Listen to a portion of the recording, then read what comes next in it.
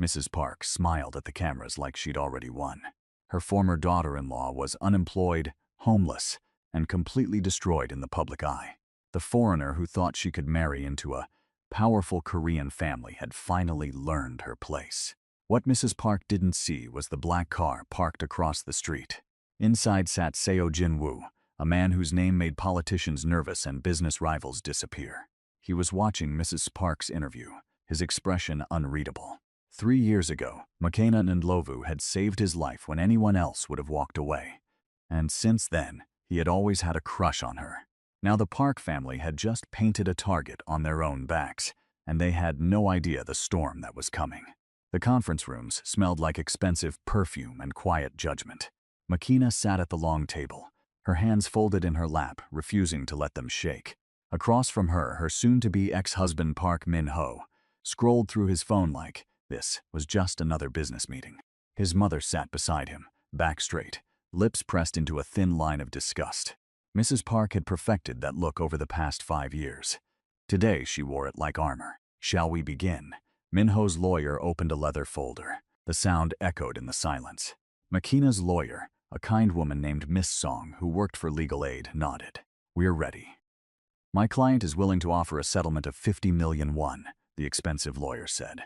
He didn't look at McKenna when he spoke, as if she wasn't worth eye contact. 50 million won. About $35,000. For 5 years of her life. Miss Song started to respond, but Mrs. Park cut her off. "That's generous considering what she brought to this marriage." Her voice carried across the table like ice water. "Nothing. She brought nothing." "Mrs. Park, please," the lawyer said quietly. "Let me handle this." But Mrs. Park wasn't finished. She turned to face McKenna directly for the first time that morning. "You should be grateful. You lived in our home, ate our food, wore clothes we paid for. You learned Korean using tutors we hired. And how did you repay us?" She paused, making sure everyone in the room was listening. "By embarrassing this family." McKenna felt heat creeping up her neck, but she kept her voice steady. "I never embarrassed anyone. Your very presence was an embarrassment." Mrs. Park's words landed like slaps. "Do you know what people said when Min-ho brought home a black foreign woman? Do you know what our friends whispered?" Min-ho still hadn't looked up from his phone. "That's enough, Miss Song said firmly. "This is a legal proceeding, not a personal attack."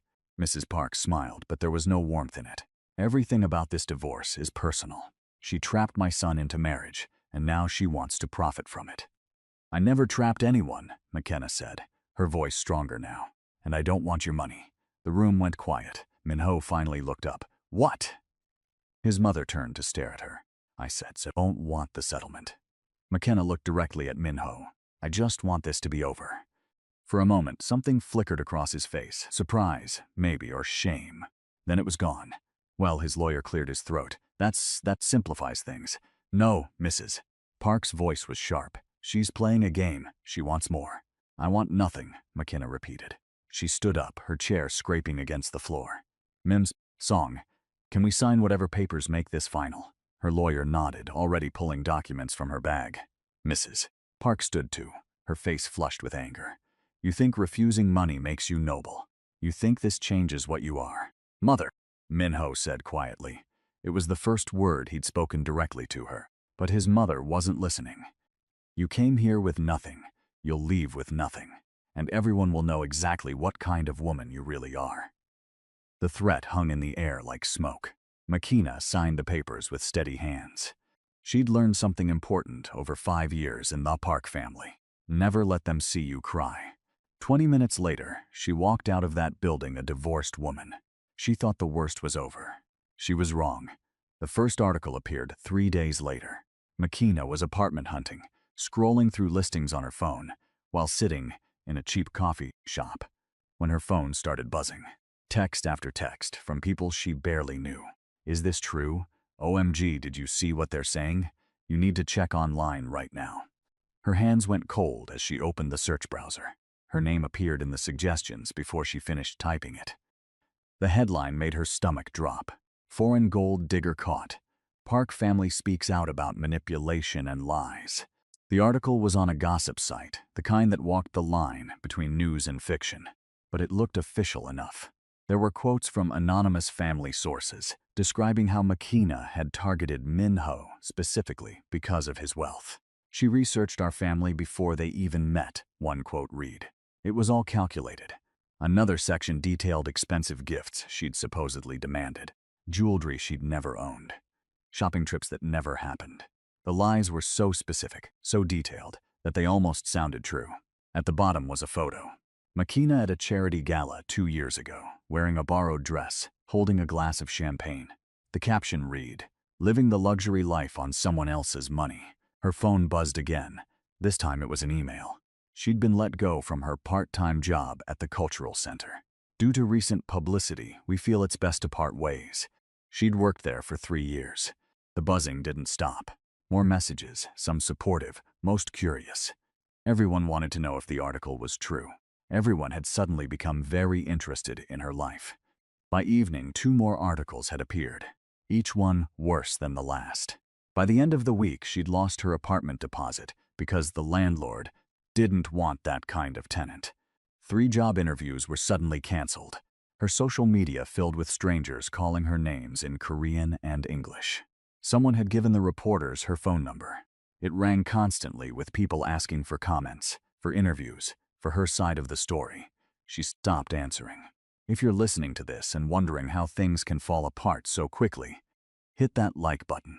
Because trust me, you won't believe how much worse it gets. And if you want to see Makina get her revenge, you might want to stick around for this whole story. 2 weeks after the divorce, McKenna sat in her tiny rented room, the kind of place that came furnished with furniture nobody wanted, and tried to figure out what to do next. Her savings were running low, her reputation was destroyed, and the articles kept coming. This latest one claimed she'd stolen documents from Minho's company. Former daughter-in-law accused of corporate espionage. The headline screamed. It was all lies, but lies with just enough truth mixed in to make them stick. She had worked briefly at Minho's company, in the Foreign Relations Department. She had seen documents, but she'd never stolen anything. Her phone rang. Unknown number. She almost didn't answer, but something made her pick up. "Hello, Mrs. Ndlovu? This is Attorney Kang from Seoul Legal Aid. I've been following your case in the media." Her heart sank. "I didn't steal anything. I know." The voice was calm, professional. "That's why I'm calling. I'd like to represent you. I can't afford an attorney. Your retainer has been paid." Makina sat up straighter. "By who?" "The donor wishes to remain anonymous. But they've paid for 6 months of legal representation, including defamation suits, if you choose to pursue them." "I don't understand. Who would do that?" "I'm not at liberty to say. But Miss Ndlovu, you have someone in your corner. Use it." The call ended, leaving Makina staring at her phone in confusion. Someone was helping her. But who and why? The question ate at her for days. She made lists of possibilities. Old friends. No, none of them had that kind of money. Former colleagues? Unlikely. A stranger? That made no sense. Meanwhile, Attorney Kang went to work. He contacted the websites, demanded retractions, and threatened lawsuits. Some of the smaller articles disappeared, but the big ones stayed up, and new ones kept appearing. Someone was feeding the media stories. Someone with money and connections. Someone who wanted her destroyed. 3 weeks after the divorce, Makina forced herself to attend a community event at the Korean African Cultural Exchange Center. She'd been avoiding public places, but hiding wasn't helping. If anything, it made her look guilty. The center was hosting a networking mixer, the kind of event where people pretended to care about cultural exchange, while really just looking for business connections. She almost turned around at the door, but she'd already paid the registration fee, and she couldn't afford to waste money. Inside, the room buzzed with conversation. Small groups clustered around tall tables, drinking wine and eating canapes. Makina recognized a few faces, mostly other foreigners who'd married into Korean families. Their eyes slid away when they saw her. Nobody wanted to be associated with a scandal. She was reaching for a glass of water when someone spoke beside her. "The spring rolls are better than they look."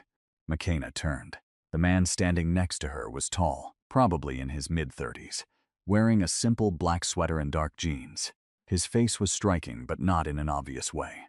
Sharp jawline, intense eyes, the kind of person you'd remember once you really looked at them. "Sorry," she said. He gestured at the food table. The spring rolls. They look dry, but they're actually good. The crab cakes are terrible, though. Despite everything, McKenna almost smiled. Thanks for the warning. You're McKenna Ndlovu. Her defenses went up immediately. And you're someone who reads gossip websites.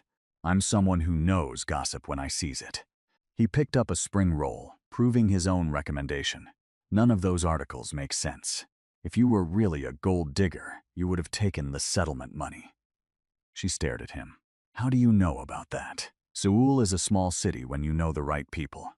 He extended his hand. Seo Jin-woo. The name meant nothing to her. She shook his hand anyway. Do you make a habit of talking to strangers about their divorce? Only when the stranger looks like she's about to leave a perfectly good networking event because people are being idiots. They're not being idiots. They're being careful. Same thing. He took a bite of his spring roll. So are you going to hide in the corner all night? Or are you going to make them uncomfortable by staying? McKenna found herself studying him. There was something different about the way he talked to her. No pity, no judgment, no curiosity about the scandals. Just conversation. Who are you really? She asked. Just someone who knows what it's like when people make assumptions. Before she could ask what that meant, someone called his name from across the room. He glanced over, then back at her. I have to go. But McKenna? He waited until she met his eyes. Don't let them make you small. You're better than all of them combined. He walked away before she could respond, disappearing into the crowd. She didn't see him again that night. But when she asked the organizer about him later, the woman's face went pale. Seo Jin-woo was here? At our event? Yes, why? He never comes to things like this. He's very private. Who is he? The woman lowered her voice like they were discussing something dangerous. He owns half the buildings in Gangnam. His company has contracts with the government. People say, she paused, people say he has connections everywhere. The kind you don't ask questions about. McKenna's stomach twisted. What kind of connections? But the woman just shook her head and walked away. That night, McKenna searched Seo Jin-woo online. There wasn't much. A few business articles, always in the background. Photos at charity events, never at the center. Company websites that listed him as CEO, but gave no personal information. And rumors. Lots of rumors. The kind that used words like influential and powerful and best not to cross. The kind that made her wonder why someone like that had bothered talking to her at all. 2 days later, another article appeared. This one had photos. Private photos from her honeymoon. Pictures Minho had taken on his phone, never meant to be public. McKenna on the beach. McKenna at dinner. Intimate moments now displayed for everyone to see and judge. The headline read, The Honeymoon Scam. How One Woman Fooled Korea's Elite. The article twisted every photo, every moment. That smile wasn't real, it was calculated. That dress wasn't a gift, she'd demanded it. That jewelry wasn't borrowed, she'd kept it. Lies wrapped around truth until you couldn't separate them. McKenna's hands shook as she read. This wasn't just about destroying her reputation anymore. This was about erasing her dignity. She called Attorney Kang. I want to sue all of them. I want to fight this. Miss Ndlovu, I understand you're upset, but litigation takes time and money, and it draws more attention. I don't care. They don't get to do this. There was a pause. Let me make some calls. But McKenna, you need to prepare yourself. This is going to get worse before it gets better. She didn't believe him. She thought it couldn't possibly get worse. Then her mother called from South Africa. Baby, someone sent me the articles. Are you okay? These things they're saying. They're lies, Mama. All of it. I know that. But baby, maybe you should come home. Just for a while. I can't. If I run now, it proves them right. Her mother's sigh traveled across continents. You were always stubborn, like your father. But McKenna, please be careful. These people, they sound dangerous. After they hung up, McKenna sat in the growing darkness of her small room. Outside, Seoul glittered with lights. Millions of people living their lives, going to dinner, meeting friends, falling in love. She'd come to this city 6 years ago with hope. She'd learned the language, tried to understand the culture, and worked hard to fit into Minho's world. And for what? To be called a liar, a thief, a manipulator. Her phone buzzed with a new email. For a moment she was afraid to open it. Another article, another accusation, but it was from Attorney Kang. I've filed preliminary paperwork against 3 publications. Also, someone sent this to my office anonymously. Thought you should see it. Attached was a photo of Mrs. Park having lunch with a journalist. The same journalist who'd written the honeymoon article.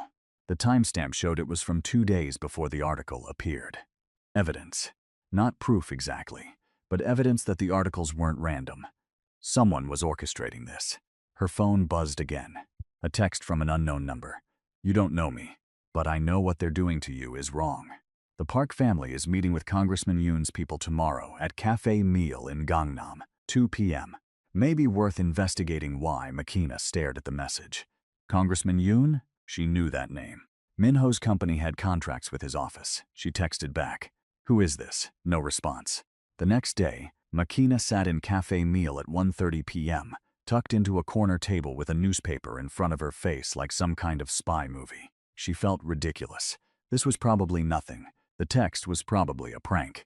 But she had nothing else to do, and nowhere else to be. At 2 p.m. exactly, Mrs. Park walked in. She wasn't alone. 3 other people joined her, 2 men in business suits, and 1 woman who moved with the confidence of someone used to power. They took a table near the window, far enough from McKenna that she couldn't hear them, close enough that she could watch. Mrs. Park did most of the talking, gesturing with her hands. One of the men nodded, made notes on a tablet. The woman smiled, but it was the kind of smile that had nothing to do with happiness. Makina tried to take a discreet photo with her phone, but the angle was wrong. She shifted in her seat, trying to get a better view. That's when she saw him. Seo Jin-woo sitting at the coffee bar, a laptop open in front of him. He wasn't looking at Mrs. Park's table. He was looking at Makina. Their eyes met. He gave the smallest shake of his head. A warning. Makina froze. What was he doing here? Had he sent the text? Before she could figure it out, the meeting at the window table ended. Mrs. Park and her companions stood, shook hands, left in different directions. Jin-woo closed his laptop and walked out without looking at her again. Makina's phone buzzed. Another text from the unknown number. Congressman Yoon is hiding something. 3 years ago, there was a merger deal between Minho's company and a pharmaceutical firm. You were working in the office then. You saw the documents. They know you saw them. Her blood went cold. She did remember. A late night at the office, Minho had left files on his desk. She'd been looking for her phone charger and accidentally knocked the papers over.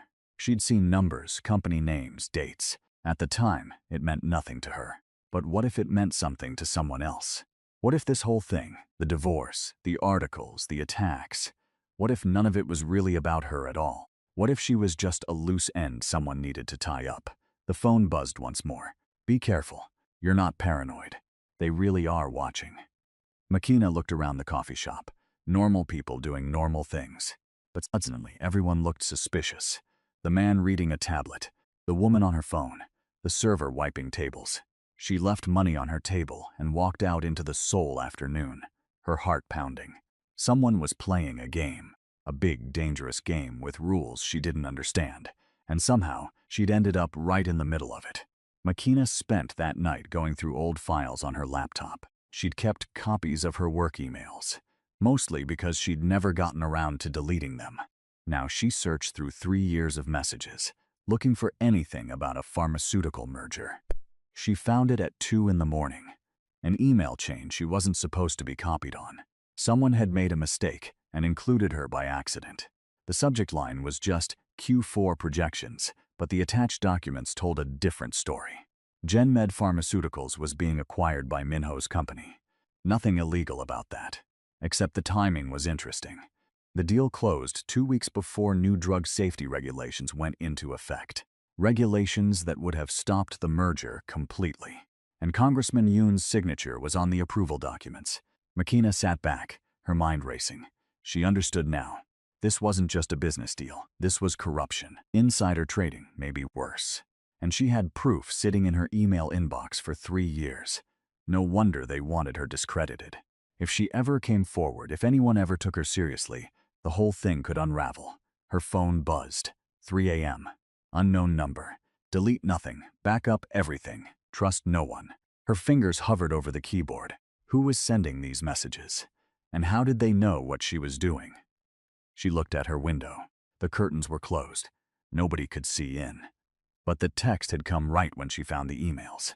right when she understood. Someone was watching. But were they helping or threatening? She backed up the files to 3 different cloud drives, then unplugged her laptop. Probably paranoid. Probably unnecessary. But probably wasn't definitely, and definitely seemed dangerous right now. The next morning, exhausted and running on coffee, McKenna met with Attorney Kang. His office was small but organized, files stacked neatly on metal shelves. He gestured for her to sit, his expression serious. "We have a problem," he said without preamble. "The Park family has filed a countersuit." "For what?" "Defamation. They claim you've been telling people they fabricated the stories about you. They want 200 million won in damages." McKenna laughed. It came out bitter. "I don't have 200 million won. I barely have 200,000. They know that. This isn't about money. It's about keeping you quiet." Attorney Kang leaned forward. "McKenna, I need to ask you something. Is there any reason the Park family would want to destroy your credibility beyond the divorce?" She thought about the files on her laptop. The merger, the congressman, maybe. Maybe isn't an answer. I saw some documents a few years ago about a business deal. I didn't think anything of it at the time, but now, she paused. Now I think maybe it was something important. Attorney Kang's expression didn't change, but something shifted in his eyes. What kind of documents? A merger between Minho's company and a pharmaceutical firm. The timing seemed convenient. "Do you still have these documents?" "Copies. In my email." He was quiet for a long moment. Then he stood and closed his office door, something he hadn't done before. "Mrs. Ndlovu, I'm going to be very direct with you. If what you're suggesting is true, you're not dealing with a family dispute anymore. You're dealing with people who have significant resources and significant motivation to protect themselves. I know. I don't think you do." He sat back down. "These people can do more than write mean articles. They can fabricate evidence. They can make you disappear from polite society entirely. They can." He stopped. "What?" "They can make things very difficult, and my legal aid budget only covers so much." McKenna felt cold. "Are you saying you can't help me?" "I'm saying I'm out of my depth. You need someone with more resources, more connections." "Like who?" "I don't know anyone like that." Attorney Kang pulled out a business card. Heavy paper, simple design, just a name and phone number. "This is the person who paid your retainer. They left this card and said if things escalated, you should call directly." McKenna took the card. The name meant nothing to her. "Who is Lee Sung-min?" "I don't know. But someone who can afford my fees for 6 months without blinking? Someone who knew you'd need help before you did? That's someone with resources." She stared at the card. The phone number had a Seoul area code. Nothing else identifying. "Why would a stranger help me?" "That's a question you'll have to ask them yourself." McKenna left the office with the card burning a hole in her pocket. She made it 2 blocks before calling the number. It rang 3 times. "Hello." A woman's voice, professional but not cold. "Hi, this is McKenna Ndlovu. Attorney Kang gave me this number. 1 moment, please." Silence, then a click. A different voice, male this time. "Mims. Ndlovu. I've been expecting your call." Something about the voice was familiar. McKenna stopped walking. "Who is this?" "Someone who wants to help. Can we meet?" "Somewhere public. Your choice." "Why should I trust you?" "Because I've been helping you for weeks and haven't asked for anything in return. But if you want to handle this alone, I understand." "The offer expires in 24 hours. The line went dead. McKenna stood on the sidewalk, people flowing around her like water around a stone. Every instinct screamed this was a trap, but every fact whispered she needed help. She called back. The woman answered again. "I'll meet," McKenna said. "Seoul Forest by the main fountain, 1 hour. And I'm bringing pepper spray." A pause, then what might have been a laugh. "Wear comfortable shoes. We'll be walking." 1 hour later, McKenna stood by the fountain, watching people jog past with their dogs. Couples took selfies, kids fed ducks, normal life. She was so focused on watching the paths that she didn't notice him until he spoke. "You actually brought pepper spray." She spun around. Seo Jinwoo stood 3 feet away, hands in his pockets, wearing a light jacket and jeans. He looked nothing like the mysterious benefactor she'd been imagining. "You," she said. "Me. You're Lee Sung-min? That's my assistant. I prefer to keep my name out of certain transactions." He gestured to the path. "Walk with me?" McKenna didn't move. "Why are you helping me?" "Because 3 years ago you helped me. You don't remember, do you?" "Remember what?" It was raining. Late night in Itaewon. He paused, choosing words carefully, in a difficult situation, bleeding. Someone had, let's say I'd made enemies. You found me in an alley, Makina's breath caught. She did remember. A man hurt, his face half covered in blood. She'd called an ambulance, stayed with him until it arrived. She'd never even learned his name. That was you? You told the paramedics I was your friend so they'd let you ride along. You stayed at the hospital for 3 hours, even though I was unconscious. You paid the initial treatment fee with money you probably didn't have. He met her eyes. The nurse told me later. A black foreign woman who barely spoke Korean but refused to leave until she knew I'd be okay. That was nothing. Anyone would have done that. No, they wouldn't. People see me in trouble and they walk the other way, either because they're scared or because they think I deserve it. He started walking, slowly. This time Makina followed. You didn't know who I was. You just saw someone who needed help. They walked in silence for a moment. Makina's mind was spinning. So this is what, payback? She finally asked. This is me making sure the one person in Seoul who treated me like a human being doesn't get destroyed by people who treat humans like chess pieces. The articles, the legal fees, that was all you? Some of it. Let's say I've been encouraging certain journalists to reconsider their stories. Making sure your lawyer had resources, keeping an eye on things. Makina stopped walking. That's insane. You don't even know me. I know you helped a stranger in an alley. I know you survived 5 years with the Park family, without losing yourself. I know you turned down money you desperately needed because you have principles. He stopped too, facing her. I know enough. This feels wrong, like I'm using you or something. You're not using me. I'm choosing to help. There's a difference. They stood there, the fountain splashing behind them, people passing by without a second glance. If you're wondering whether Makina should trust this mysterious man, drop a comment below. Tell me if you think Jin-woo is genuinely trying to help, or if there's something else going on. Because things are about to get a whole lot more complicated. Okay, Makina said slowly. Say I believe you. Say I accept your help. What exactly are you proposing? Jin-woo smiled, and for the first time it reached his eyes. Tell me about the pharmaceutical merger. They found a quiet bench away from the main paths. Makina explained what she'd found. The emails, the timing, Congressman Yoon's involvement. Jin-woo listened without interrupting. When she finished, he was quiet for a long moment. You realize what you have, he finally said. Evidence of corruption. Evidence that could destroy some very powerful people. That's why they're coming after you so hard. They're not just protecting a reputation. They're protecting their freedom. So what do? You have 2 choices. Give me the files, let me handle this quietly, and disappear from their radar. Or, he paused, you fight. You go public. You make so much noise they can't silence you. What would you do? I'd burn them to the ground. But I'm not the one taking the risk. He looked at her seriously. Makina, if you fight this, it gets worse before it gets better. They'll escalate. More articles, more lies, maybe even legal charges.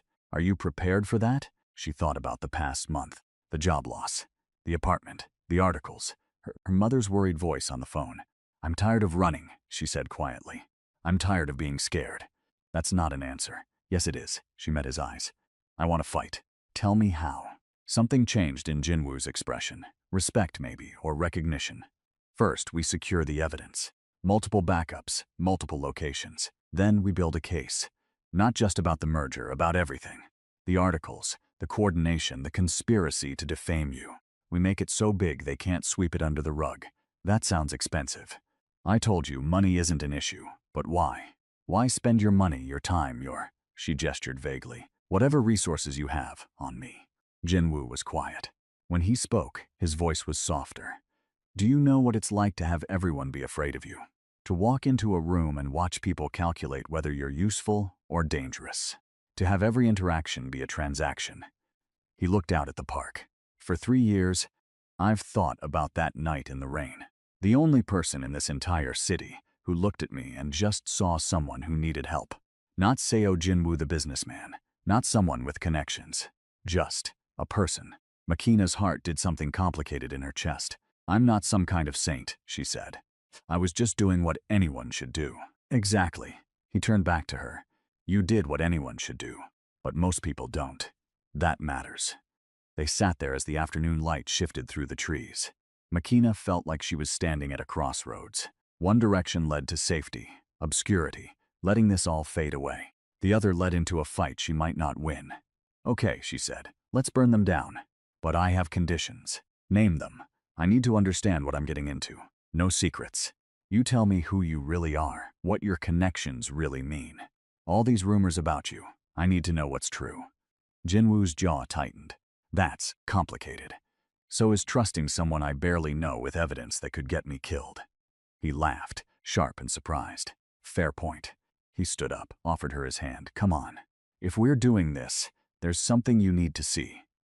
They took his car, a black sedan that looked normal until Makina noticed the driver, the way Jinwoo's phone kept buzzing with messages he ignored, the deference in people's eyes when they stopped at a light, and someone in the next car recognized him. Where are we going? She asked. My office. If you want to know who I am, you should see what I do. The building was in Gangnam, glass and steel reaching into the sky. But Jinwoo didn't take her through the main entrance. They went to an underground garage, a private elevator that required a fingerprint scan. This is very secret, agent, Makina said, trying to lighten the tension she felt building. Wait until you see the laser grid in Shark Tank. She blinked. He was joking. Seo Jinwoo was actually joking. The elevator opened directly into an office. Not a hallway, not a lobby. Just straight into a massive space with windows overlooking Seoul. But Makina barely noticed the view. She was staring at the walls. One entire side was covered in screens. News feeds, stock tickers, security camera footage. Another wall was a massive digital map of Seoul, with dozens of points marked in different colors. What is this? She breathed. This is how I keep track of my interests. Jinwoo walked to a desk, touched a tablet. The screens changed. I own 43 businesses in Seoul. Security firms, construction companies, restaurants, logistics operations. Each one is legitimate. Each one also gives me information. Information about what? Everything. Who's meeting with who? Money moving through the city. Deals being made. Problems being planned. He turned to face her. You asked about the rumors. People say I have connections to organized crime. That's not exactly accurate. I don't work for them. They work for me. Or more precisely, we have mutual arrangements. Makina's mouth went dry. You're telling me you're a criminal.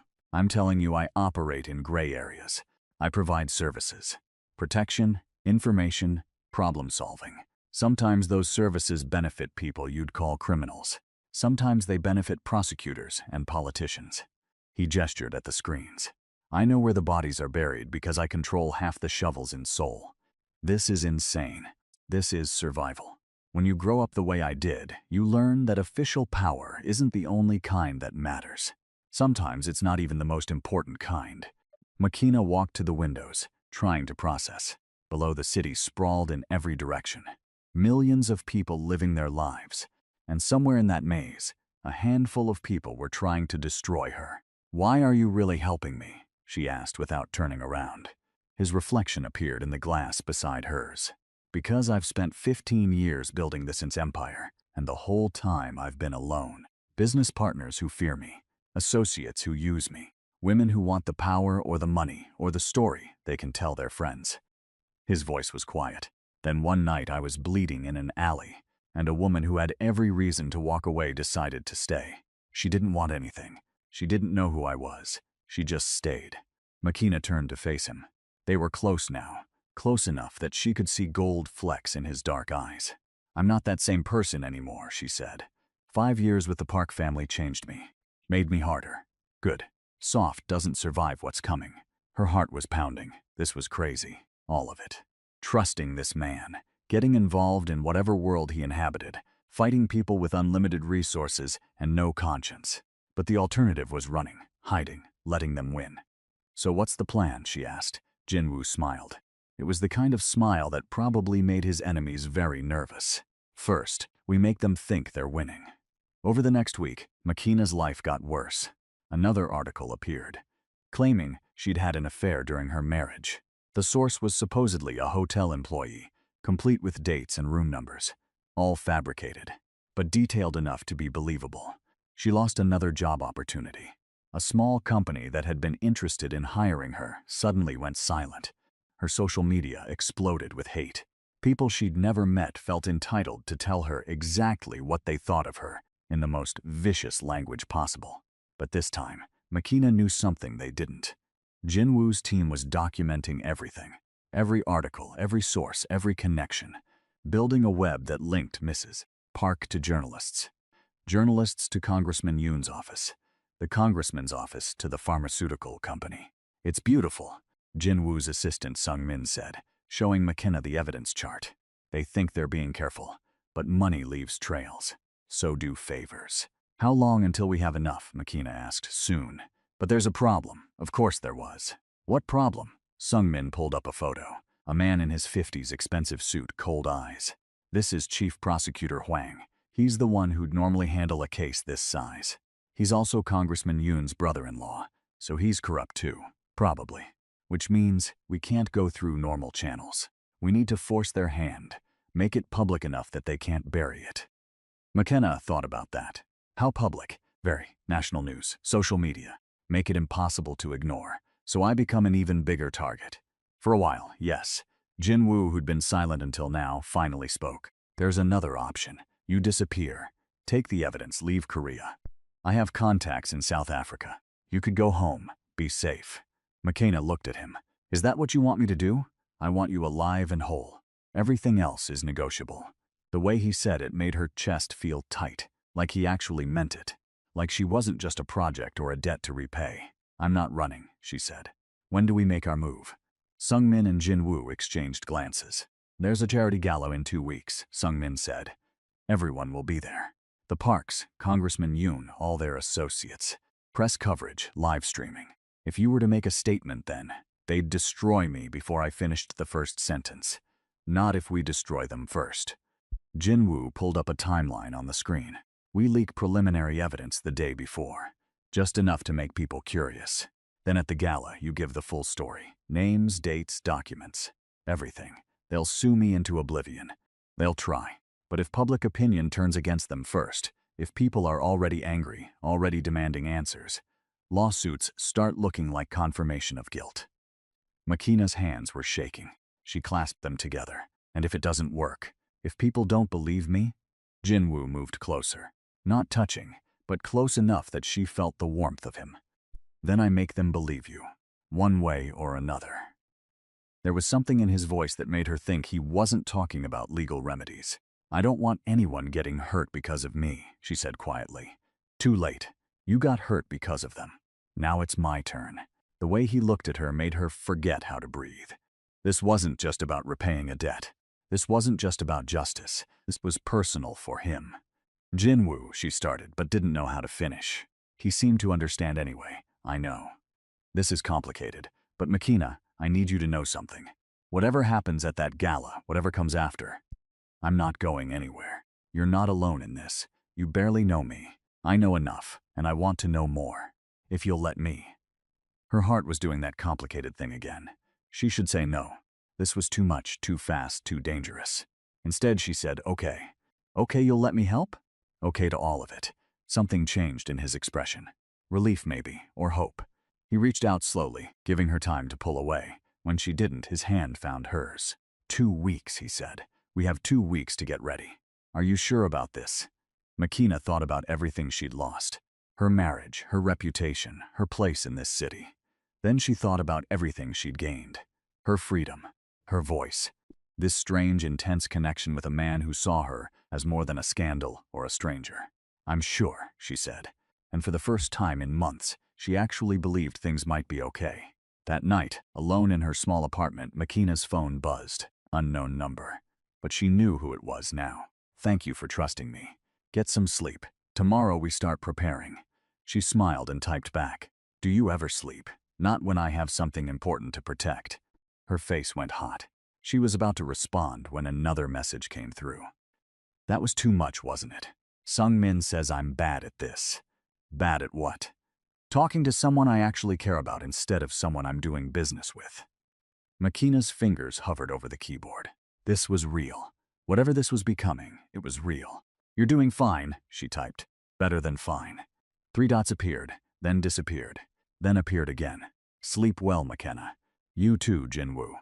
She fell asleep with her phone in her hand, a smile on her face, and for the first time in weeks, no nightmares. But while she slept across the city, other people were making plans too. In a private club in Gangnam, Mrs. Park met with Congressman Yoon and Chief Prosecutor Hwang. "The foreign woman is becoming a problem," Mrs. Park said, her voice tight with anger. "She's not disappearing quietly." "I told you we should have offered her more money," Minho said from the corner. He'd been dragged to this meeting by his mother. "Quiet," she snapped. "You've done enough damage marrying her in the first place." Congressman Yoon sipped his whiskey, unbothered by the tension. "What exactly is the problem? Some divorced woman complaining about bad press? That's hardly unusual." "She's digging," Chief Prosecutor Hwang said quietly. "I have sources. She's been asking questions about the GenMed merger." The room went very quiet. "She can't prove anything," Mrs. Park said, but she sounded uncertain. "She was in the office during that time," Minho said reluctantly. "She had access to files. I mean, she never seemed to pay attention to business, but nothing," the prosecutor cut him off. "If she has documents, if she makes noise, people will investigate. And if people investigate, they'll find things we'd prefer stayed buried." "So what do we do?" Mrs. Park demanded. The congressman set down his glass. "We escalate. Serious charges. Something criminal. Make her so busy defending herself that she has no time to attack us." "What kind of charges?" "Theft, fraud, maybe even industrial espionage. I have contacts who can create paper trails, manufacture evidence. By the time she proves her innocence, if she can, no one will care about some merger from 3 years ago." Minho stood up. "Wait, you're talking about sending her to prison for something she didn't do." "I'm talking about protecting all of us from something we did do," the congressman said coldly. "Unless you'd prefer to be the one in prison." Minho sat back down. "When?" Mrs. Park asked. "Soon. Before she gains any more sympathy. Before anyone starts taking her seriously." The prosecutor smiled. "Don't worry. I've done this before. By the time we're finished, McKenna and Lovu will wish she'd never heard of Korea." They didn't know that outside the private room, a server was listening. A server who worked for Jin Woo. A server whose earpiece was transmitting every word to a recording device 3 blocks away. The war was about to begin, and neither side knew yet just how badly it was going to hurt before it was over. Jin Woo called McKenna at 6 in the morning. "They're making their move. Get dressed. I'm sending a car." She was still half asleep. "What? What move? I'll explain when you get here." "Pack a bag. You're not going back to your apartment for a few days." That woke her up. "Jin Woo, what's happening?" "They're going to file criminal charges. Today. I need you somewhere safe before the arrest warrant goes through." Her stomach dropped. "Arrest warrant? Trust me. Please. The car will be there in 10 minutes."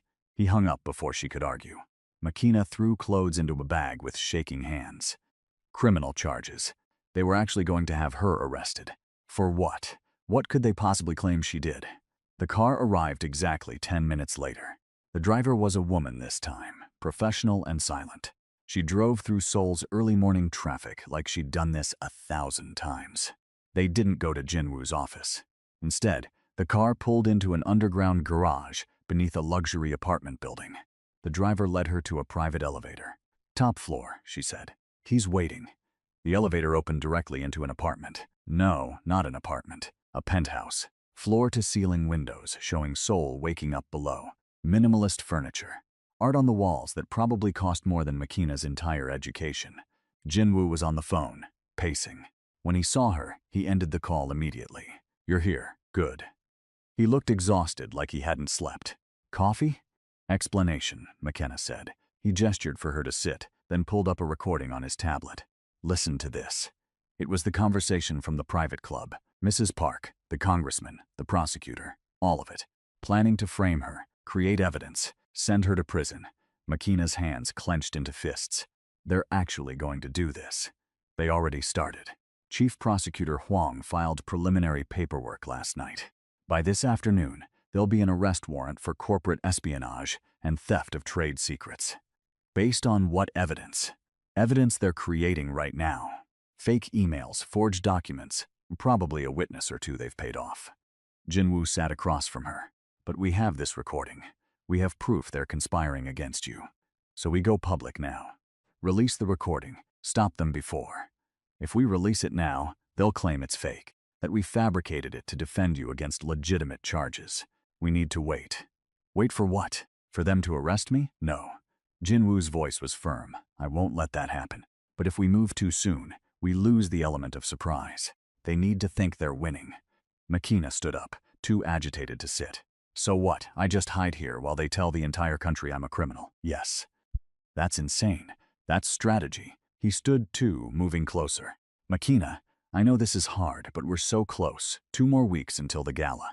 We release everything then, all at once. The recording, the merger documents, everything. We bury them so completely they can't recover. And if something goes wrong, if they find me here, they won't. This building has security that makes the Blue House look casual. You'll be safe. She wanted to argue, but the look in his eyes stopped her. He wasn't just being strategic. He was genuinely worried about her. Okay, she said quietly. 2 weeks.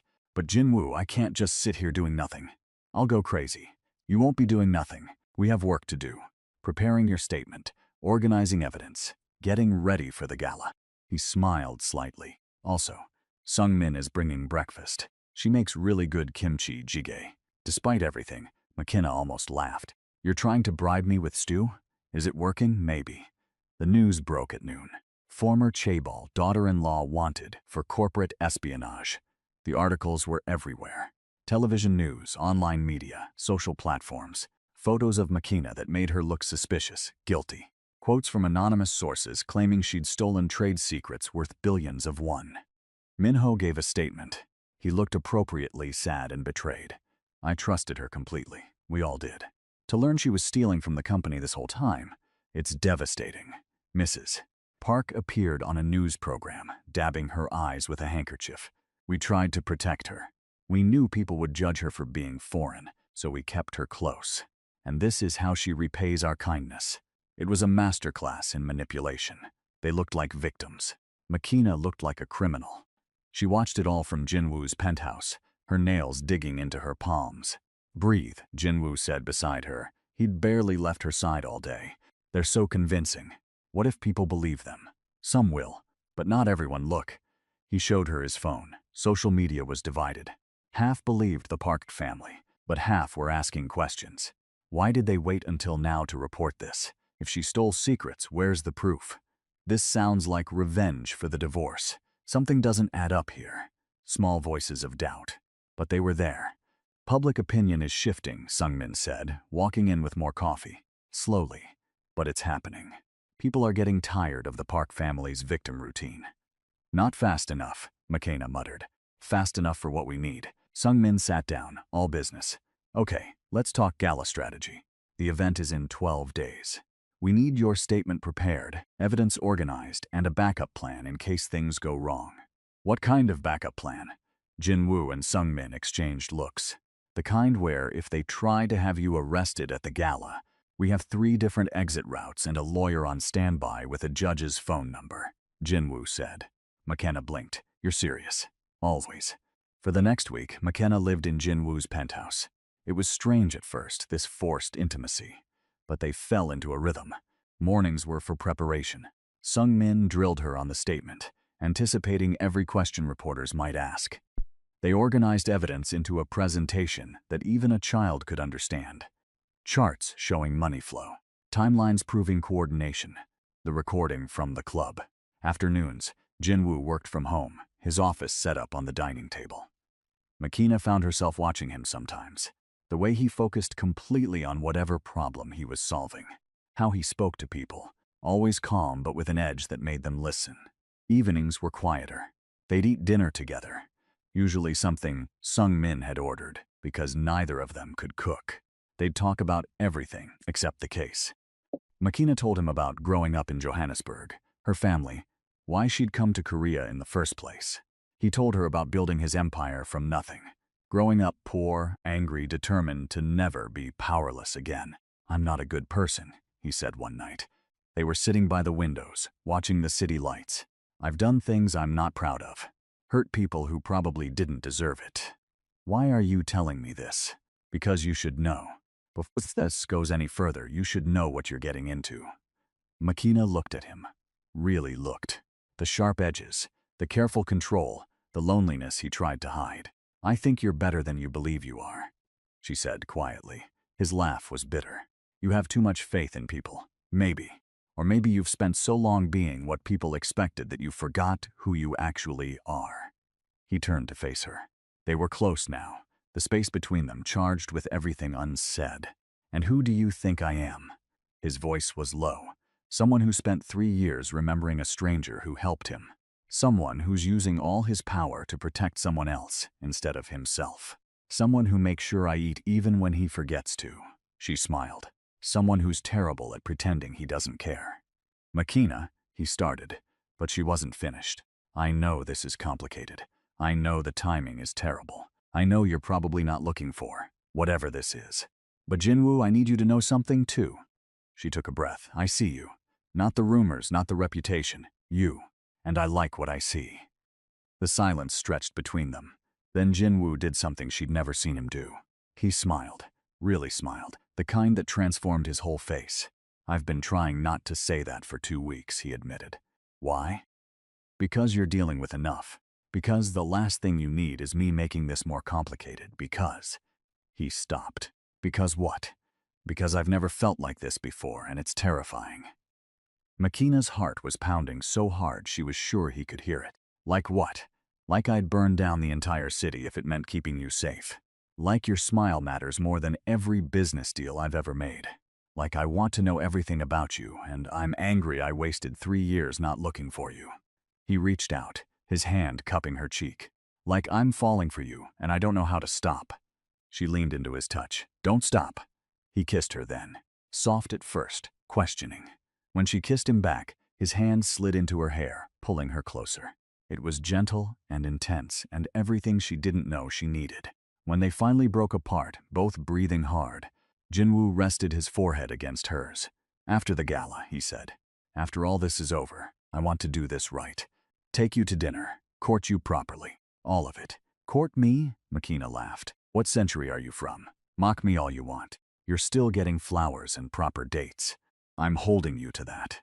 "Good." They sat there together, the city sprawling below them, and for a moment everything else faded away. The scandal, the danger, the impossible fight ahead. Right now, it was just them. But reality came crashing back the next morning.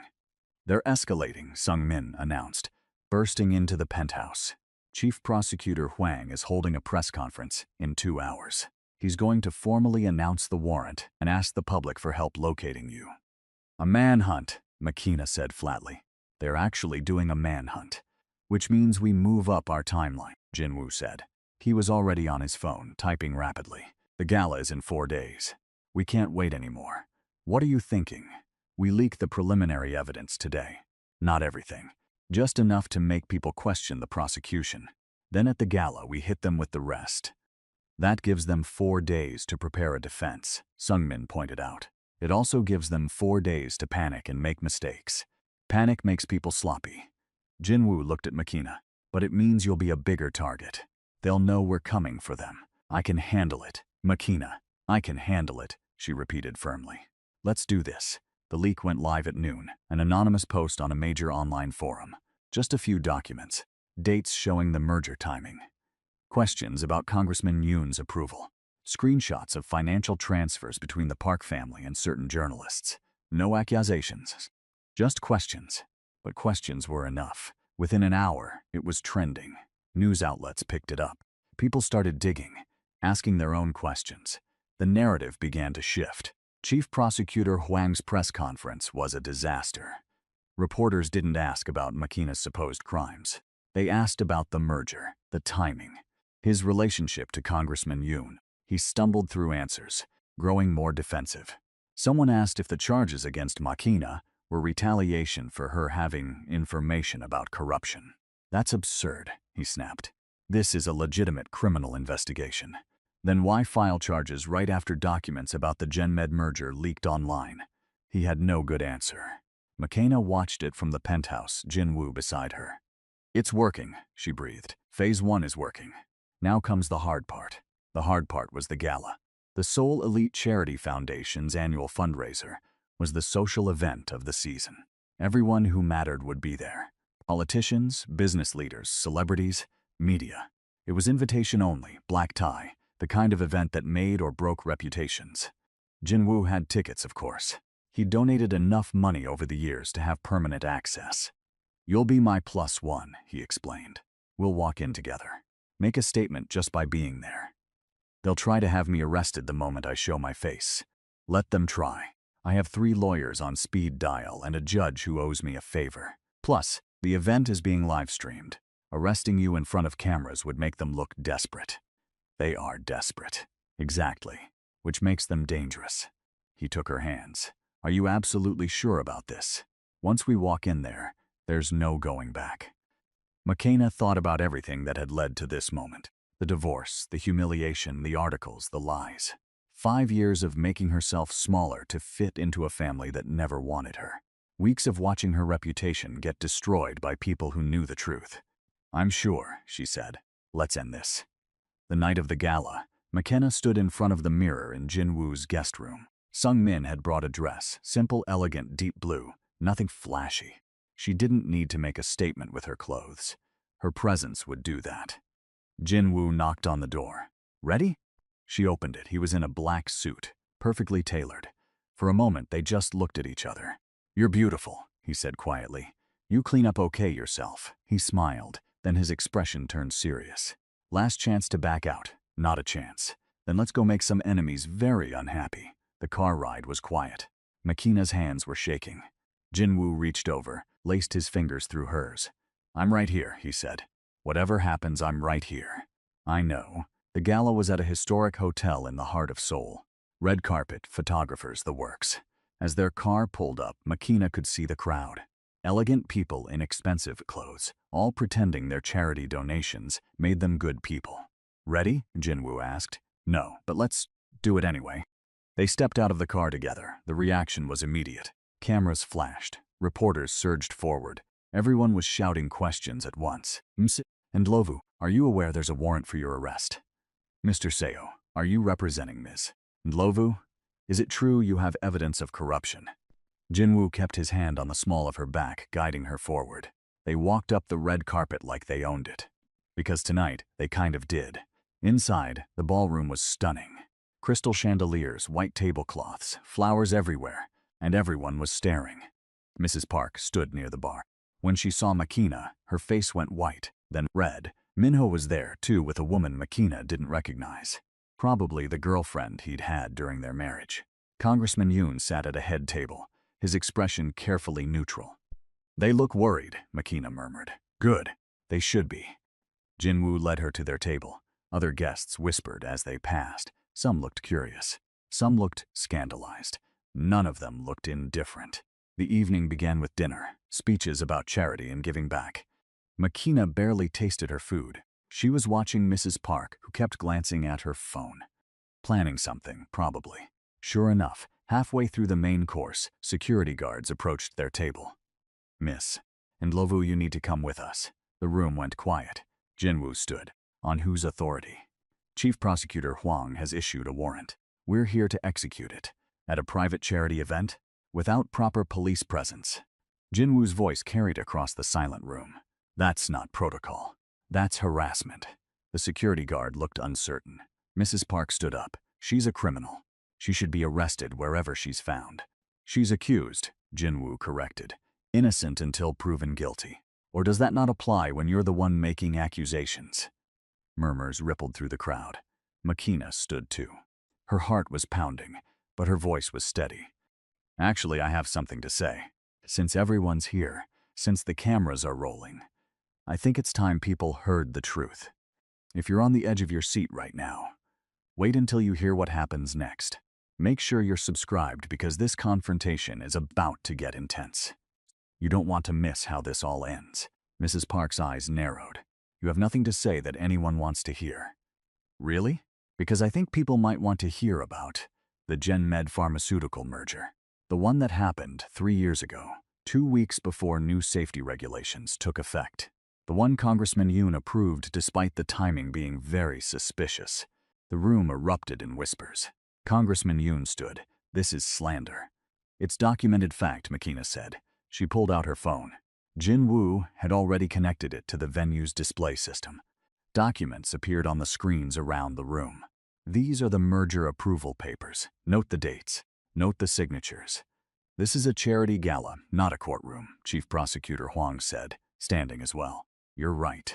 In a courtroom, you'd have to explain why you filed criminal charges against me the same week these documents leaked online. Makina advanced to the center of the room. The cameras followed her. This was being live-streamed to thousands of people. You'd have to explain why my ex-mother-in-law has been meeting with journalists, feeding them false stories about me for weeks. Lies, Mrs. Park hissed. Really? Because I have photos, dates, financial records showing payments from the Park family to 3 different media outlets. More documents appeared on screen. I have emails proving coordination between your family, the congressman's office, and the prosecutor's office. Minho stood now too. Makina, stop. You don't know what you're doing. I know exactly what I'm doing. I'm exposing the truth you all tried so hard to bury. She looked directly at him. You wanted to divorce me? Fine. I never loved you either. But your family decided I knew too much, that I'd seen too much. So they launched a campaign to destroy my credibility. Make me look like a liar so if I ever came forward, no one would believe me. This is fantasy, Congressman Yoon said. But he looked worried. Is it? Jinwoo stepped forward. Then explain this. He played the recording. The conversation from the private club. All of it. Their voices filled the ballroom, planning to frame Makina, create false evidence, send her to prison. The room was dead silent. When it finished, Mrs. Park was shaking. That was taken illegally. It's not admissible. In court, maybe not, Jinwoo said calmly. But we're not in court. We're in the court of public opinion. And 10,000 people just heard you conspire to commit fraud. Phones came out around the room. People recording, photographing, posting to social media in real time.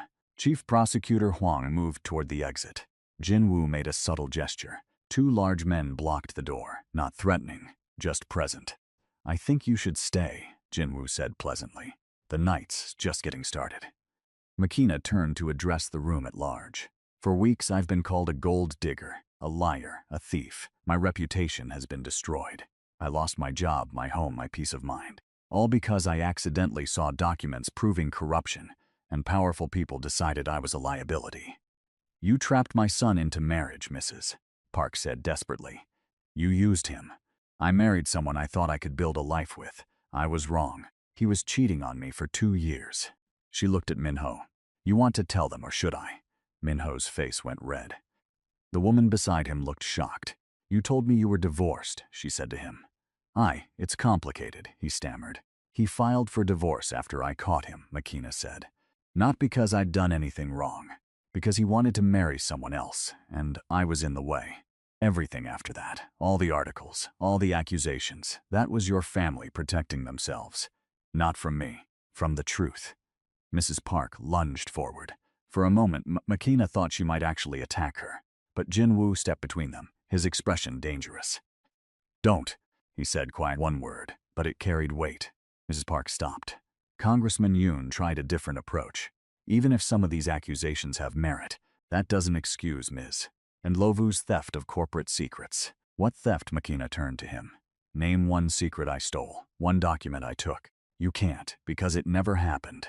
You fabricated charges to silence me. And Chief Prosecutor Huang helped you, because he's your brother-in-law and he was part of the original corruption. I could have you arrested right now, Huang said. Try it, Jinwoo said. His voice was soft, but everyone heard the threat underneath. Arrest her in front of all these witnesses, all these cameras. Right after, she's presented evidence of a conspiracy. See what happens to your career. Huang's jaw clenched, but he didn't move. It's over, Makina said to all of them. Your lies, your manipulation, your attempts to destroy me. It's all over. The evidence is public now. People know the truth. You can try to fight it, but you'll lose. Because the one thing you didn't count on was me refusing to disappear quietly. The room erupted. Reporters shouting questions. Guests talking over each other. Security not sure who to protect or arrest. In the chaos, Mrs. Park's face crumpled. For the first time, she looked old and defeated. Minho just stood there, his new girlfriend storming away. Congressman Yoon and Chief Prosecutor Huang were surrounded by reporters demanding answers. Jinwoo took Makina's hand. Time to go. They walked out together, cameras flashing, questions flying. But McKenna held her head high. She'd done it. She'd fought back. She'd won. The next week was a whirlwind. The evidence McKenna presented went viral. News outlets investigated, found more proof of corruption. Congressman Yoon resigned under pressure. Chief Prosecutor Huang was suspended pending investigation. The Park family lost business contracts as companies distanced themselves from the scandal. Minho's company stock dropped 20%. Mrs. Park stopped appearing in public. As for McKenna, the narrative completely flipped. She went from villain to victim to hero. People apologized for believing the lies. Job offers appeared. Interview requests flooded in. She turned most of them down. "I just want my life back," she told Jinwoo. They were at his penthouse watching the sunset. "Not fame, not revenge, just peace." "You'll have it," he promised. "This will die down eventually. And us?" She looked at him. "What happens with us?" Jinwoo smiled. "I believe I promised you proper dates and courting. You did. Then how about dinner tomorrow? Somewhere quiet. Just us. That sounds perfect." He kissed her, soft and sweet. When they pulled apart, he was still smiling. "I love you," he said. "Simple, direct. I know it's fast. I know we're still figuring this out. But I love you. And I wanted you to know." McKenna's eyes stung with happy tears. "I love you too." They stood there together. Two people who'd found each other in the strangest circumstances. He'd spent 3 years remembering her kindness. She'd spent weeks learning his hidden depths. Now they had the chance to build something real. 3 months later, McKenna had a new job at an international nonprofit. She'd moved into a beautiful apartment, paid for with her own money. She'd reconnected with friends, rebuilt her reputation, started healing, and she was happy. Actually, genuinely happy. She and Jinwoo went on proper dates. Museums, restaurants, long walks through Seoul. He introduced her to parts of his world. She showed him parts of hers. They learned each other, slowly, deliberately. Some people whispered about them. The disgraced ex-wife and the dangerous businessman. But McKenna found she didn't care anymore what people thought. One evening, she came home to find a package at her door. No return address, just her name in unfamiliar handwriting. Inside was a USB drive and a note. "Congratulations on your victory. But the game isn't over. Someone else has been watching. Someone else knows what you know. Be careful who you trust, even him." The note wasn't signed. McKenna's blood ran cold. She checked the USB drive on her laptop. It contained photos. Photos of her and Jinwoo, taken from angles his security cameras didn't cover. Private moments. The coffee shop where they'd first talked. The park where he'd told her about helping him. Even inside his penthouse, though how someone could photograph through those windows she couldn't imagine. At the bottom was a video file. She almost didn't click it, but she had to know. The video showed a meeting. Jinwoo, sitting across from someone McKenna didn't recognize. The conversation was muted, but there were subtitles. "Can you control her?" "I don't control her. I protect her." "Same thing." "Will she keep quiet about the other files?" "What other files?" "Don't play games." The Gen-Med merger wasn't the only thing she saw. Jinwoo's expression on the video was unreadable. "She doesn't know about the rest, and she won't. I'll make sure of it." The video ended. McKenna sat there, her whole world tilting. What other files? What else had she seen that she didn't remember? And was Jinwoo protecting her, or protecting secrets? Her phone buzzed. Jinwoo calling. "Hey beautiful, I'm on my way over. Want me to bring dinner?" McKenna looked at the USB drive, at the photos, at the video of the man she loved discussing, keeping secrets from her. Actually, she heard herself say, "I'm not feeling great." Rain check? A pause. "Are you okay? Do you need anything?" "Just tired. I'll call you tomorrow." After they hung up, McKenna sat in the growing darkness of her apartment. She'd thought the fight was over. She'd thought she'd won. But this package, these photos, this video, they suggested something else entirely. The war might have just been the opening act, and the real battle was about to begin. So there you have it. McKenna took on her powerful in-laws and won. She found love with someone who saw her for who she really was. But now there's a mystery even bigger than the one she just solved. Who's been watching them? What other secrets are hiding in her past? And can she trust Jinwoo completely? Or is he hiding something that could destroy them both? If you enjoyed this story, hit that subscribe button. Drop a comment telling me what you think is on those other files, and whether you think Jinwoo is being honest with McKenna. because something tells me their story is far from over. And whatever comes next, it's going to be even more intense than what we just witnessed. Thanks for watching. I'll see you in the next one.